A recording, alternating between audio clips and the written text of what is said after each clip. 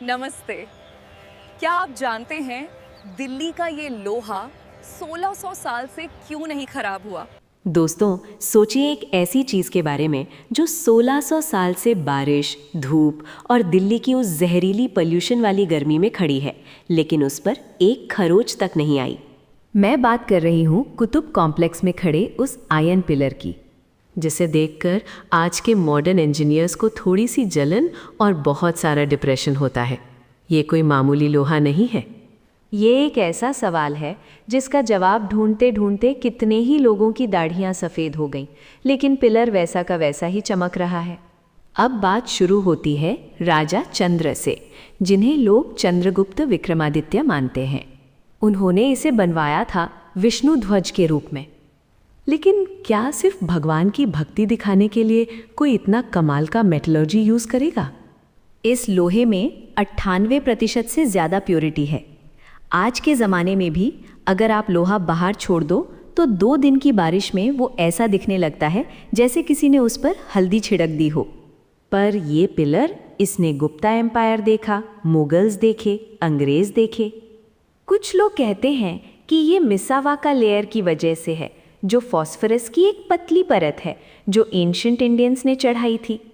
लेकिन असली मज़ा तो उन कहानियों में है जो सरकारी दस्तावेज़ों में नहीं मिलती। पुराने किस्से कहते हैं कि ये पिलर सिर्फ एक लात नहीं है, बल्कि धरती के नाभ यानी सेंटर पॉइंट को पिन करने के लिए बनाया गया था। एक कथा तो ये भी है कि अनंगपाल तोमार ने जब इसे उखाड़ने की कोशिश की तो नीचे से खून निकलने लगा था। हमें सिखाया गया कि साइंस वेस्ट से आई, लेकिन जब लंदन के लोग ढंग से कपड़े पहनना सीख रहे थे, तब इंडिया में लोग फॉज वेल्डिंग कर रहे थे, जो आज की लेज़र वेल्डिंग को टक्कर देती है।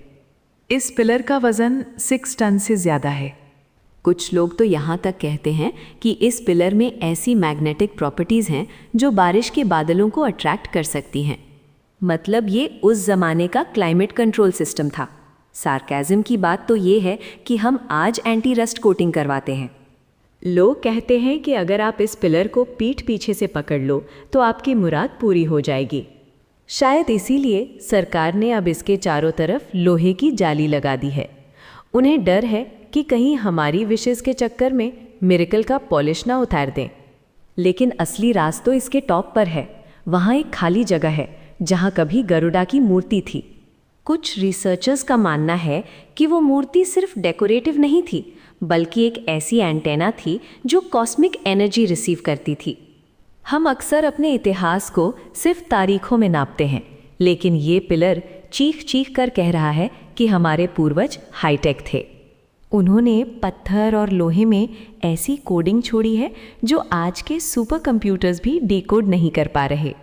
ये पिलर सिर्फ एक मॉन्यूमेंट नहीं है, ये एक तमाचा है उन लोगों के मुंह पर जो कहते हैं कि भारत सिर्फ सपेरों का देश था। ये मेटलर्जी का वो चमत्कार है जो साइंस को घुटने टेकने पर मजबूर कर देता है। हर बार जब आप कुतुब मीनार जाएं, तो उस बड़ी सी मीनार को देखने के बाद ज़रा इस छोटे से पिलर के पास रुकिए। ये मीनार से पुराना है, मीनार से ज़्यादा समझदार है और मीनार से कहीं ज़्यादा रहस्यमयी है।